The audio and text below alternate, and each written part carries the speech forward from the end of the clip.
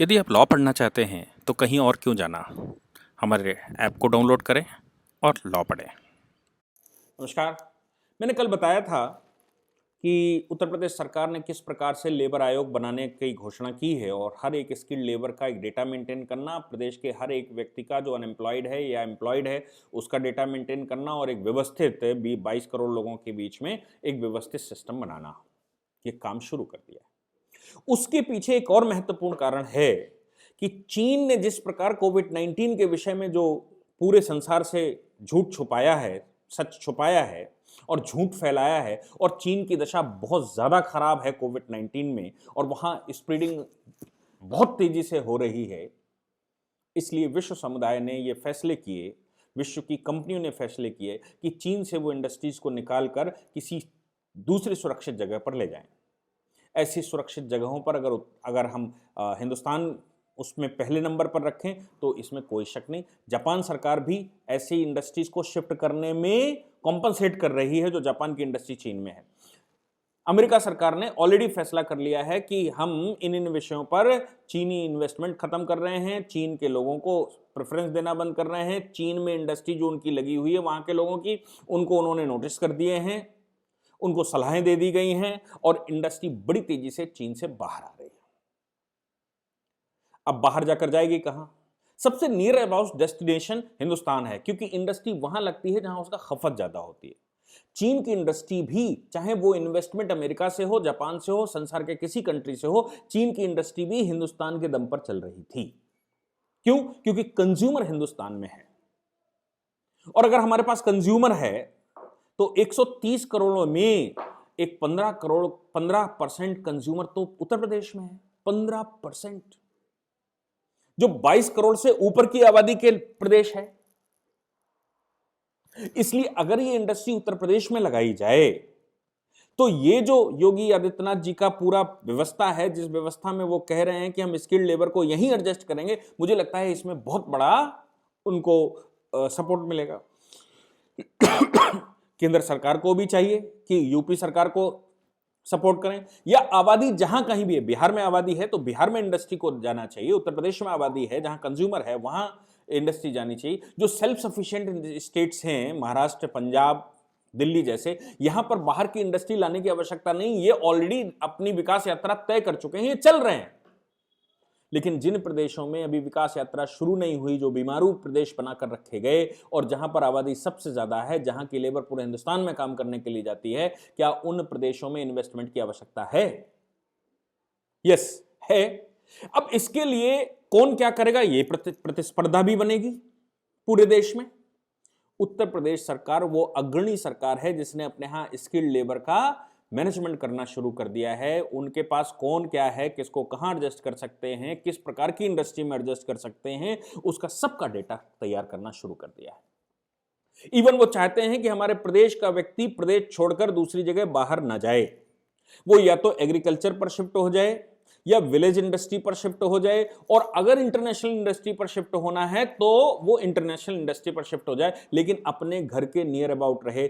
इसका नतीजा ये निकलेगा कि उसको अलग से मकान नहीं चाहिए, उसको अलग से अव्यवस्था जो उसके यहाँ होती वो नहीं चाहिए, उसको सोशल सिक्योरिटी यहाँ पर रहेगी, उसको दूसरे प्रदेशों में जाकर प्रताड़ना नहीं झेलनी पड़ेगी। ये सब कुछ उसके साथ होगा। और दूसरा, उसका खर्चा बढ़ेगा, सेविंग कैपेसिटी बढ़ेगी।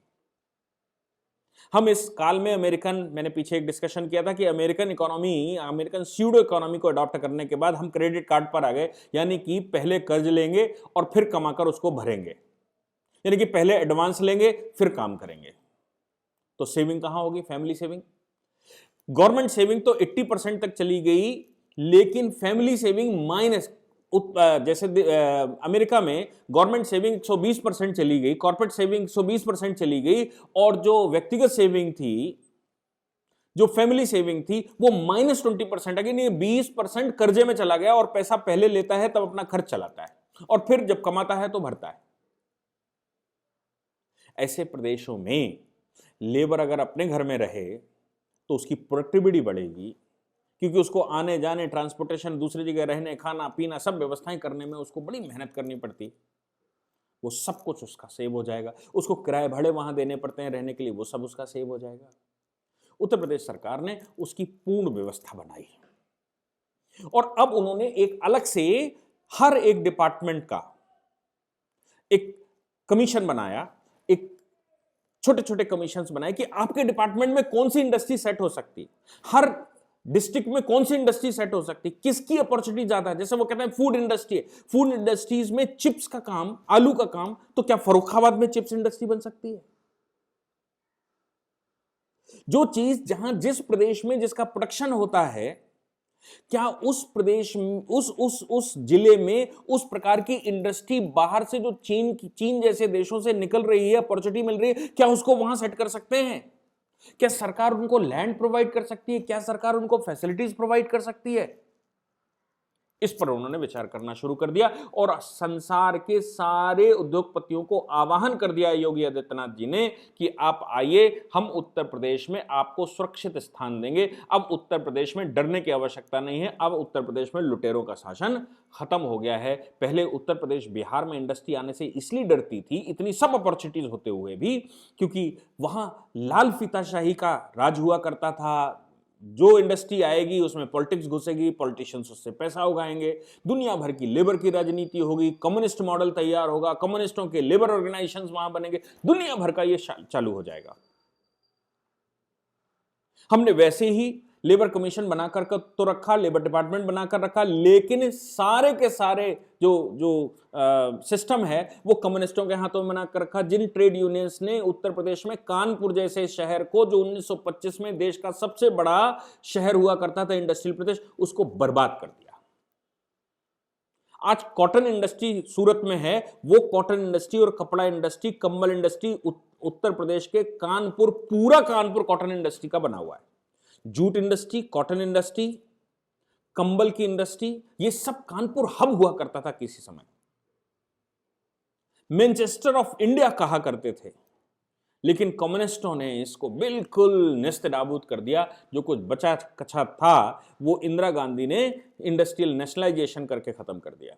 और जैसे ही वो नेशनलाइजेशन हुआ वैसे ही लेबर ऑर्गेनाइजेशंस और स्ट्रांग हो गई, क्योंकि सरकार से लड़ना था उनको, और ऐसी ऑर्गेनाइजेशन स्ट्रांग हुई कि प्रदेश बर्बाद हो गया। नतीजा निकला कि आज प्रदेश की लेबर बाहर काम करने के लिए जाती है, चाहे वो उत्तर प्रदेश हो, बिहार हो, उड़ीसा हो, बंगाल हो। एक समय बंगाल इंडस्ट्रियल मॉडल होता था, लेकिन अभी पिछले कुछ वर्षों से, 10-12 वर्षों से बंगाल का इंडस्ट्रियल मॉडल भी भंग हो गया। अब उनकी लेबर भी बाहर जाती है।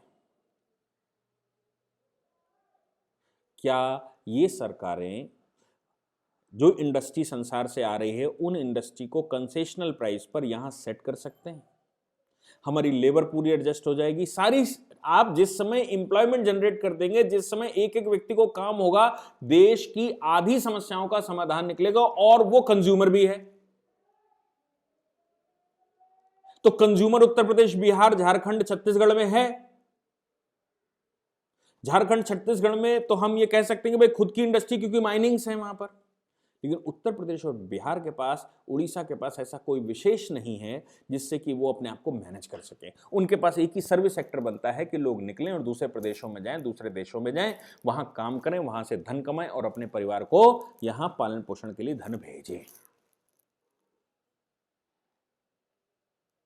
ये जो पूरा सिस्टम है, इस सिस्टम में उत्तर प्रदेश सरकार अब चीन और जापान की तर्ज पर हब्स बना रही है।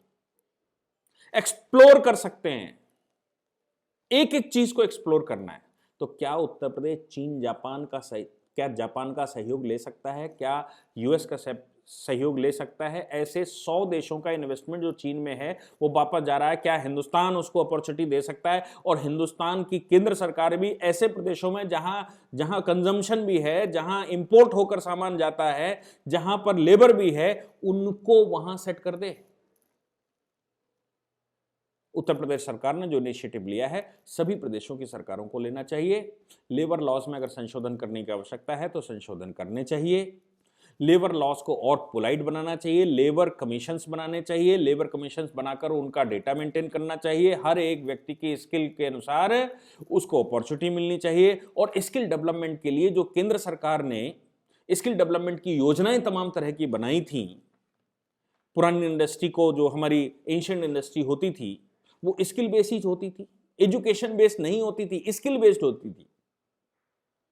और उसमें कुछ लोग एजुकेटेड होते थे जो पॉलिसी बनाते थे, बाकी सारी इंडस्ट्री स्किल बेस्ड थी। आज भी उत्तर प्रदेश में वही एंशिएंट मॉडल, जिसको हम विलेज इकोनॉमी कहते हैं, जिसको हम कास्ट इकोनॉमी कहते हैं, कास्ट पॉलिटिक्स नहीं, छुआछूत नहीं, कास्ट इकोनॉमी, परिवार डेवलप हो गए कुछ इंडस्ट्रीज के लिए, कुछ गांव डेवलप हो गए इंडस्ट्रीज के लिए, कुछ शहर डेवलप हो गए इंडस्ट्रीज के लिए, जाने गए कि भाई ये अलीगढ़ है, ये ताला इंडस्ट्री है, ये मुरादाबाद है, ये ब्रास इंडस्ट्री है, ये कानपुर है, ये कॉटन इंडस्ट्री है, ये मिर्जापुर है, ये कालीन की इंडस्ट्री है, ये फर्रुखाबाद है, ये आलू की इंडस्ट्री है, दालमोट की इंडस्ट्री है, कपड़े की इंडस्ट्री है, ये बरेली है, ये इस बात की इंडस्ट्री है, बांस के विषय में बड़ा मशहूर थी। तो हर विषय की अपनी इंडस्ट्री, पहले क्लस्टर्स अंग्रेजों ने भी बनाए थे और उनका बिजनेस मॉडल तो हम समझ ही सकते हैं, लेकिन बाद में धीरे धीरे डिस्ट्रॉय हो गए। क्या हम फिर से वो बिजनेस मॉडल बना सकते हैं? उससे पहले क्या हम फैमिली इकोनॉमी को ध्यान में रखते हुए फैमिली बिजनेस शुरू कर सकते हैं? बच्चा स्किल्ड हो, परिवार में ही बचपन से वो चीजें देखेंगे कैसे बनती हैं, कैसे वो इंडस्ट्री चलती है, और एजुकेशन लेने के बाद, मिनिमम एजुकेशन लेने के बाद वो इसमें सेट हो जाए। मैंने पीछे एक इकोनॉमी की बात की थी, इंडियन इकोनॉमी की बात की थी कि योगी आदित्यनाथ जी उसमें काम कर रहे हैं, और कैसे कास्ट इकोनॉमिक्स भारत में डेवलप हुई थी। वो लेक्चर अगर आपने ना देखा हो तो जरूर देखना चाहिए। और उसमें मैंने चर्चा की थी कि कहां कहां पर कैपिटा इनकम ज्यादा है, जहां पढ़े लिखे लोग नहीं है।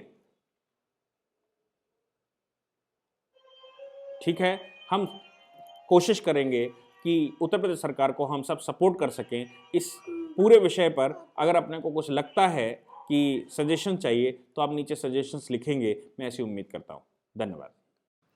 इस पूरी ऑर्गेनाइजेशन को चलाने के लिए आप नीचे डिस्क्रिप्शन से हमारे ऐप को डाउनलोड कर सकते हैं, जिससे कि लॉ स्टूडेंट्स को, लॉयर्स को और आम आदमी जो लॉ जानना चाहता है वो पेड प्लस फ्री क्लासेस का लाभ ले सकता है।